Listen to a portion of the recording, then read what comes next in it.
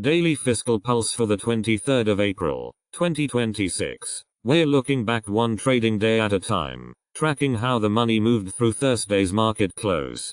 Before we dig into the numbers, let's acknowledge what's capturing attention in the financial press. The Iran and Middle East conflict is the headline du jour. You're also seeing chatter about Piro potentially reopening a Fed probe, which Democratic senators are warning could happen at any time. That narrative is clearly influencing how traders are positioning. Against that backdrop, let's see what the actual fiscal flows are telling us.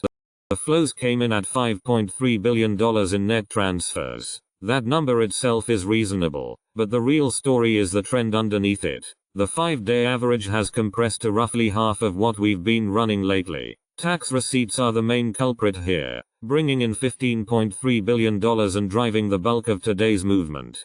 What's striking is that the market is grinding through this headwind. The ES finished at 7,142, sitting comfortably above its 20-day moving average of 6,838. The 20-day band stretches across roughly 826 points.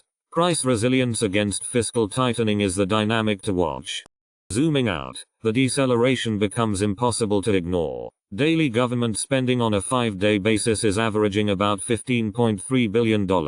Look at the 20-day average and you're down to roughly $12.5 billion per day. That's a meaningful step lower. Translation: less cash is flowing into the system, fewer dollars reaching households and eventually filtering into markets. The tightening in financial conditions is real.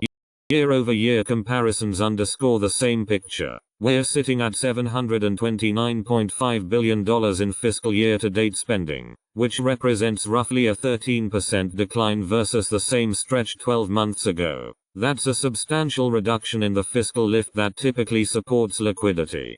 For those thinking about positioning long, the fiscal backdrop is worth factoring in. Our conditions gauge is at -54, which isn't exactly screaming opportunity, but history offers some perspective. We've navigated similar setups numerous times, and the empirical record shows the S&P has averaged around plus 1.1% over the subsequent month despite thinner liquidity conditions. Stocks and fiscal flows don't move in lockstep.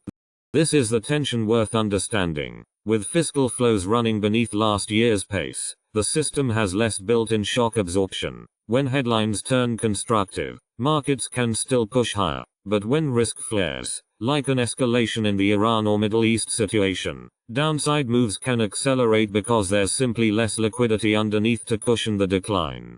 Two calendar items worth monitoring ahead. The month-end settlement window arrives on the 30th of April, which tends to shuffle short-term flow patterns. The 15th of April marked the individual income tax deadline, which is historically the year's single most impactful reserve outflow event.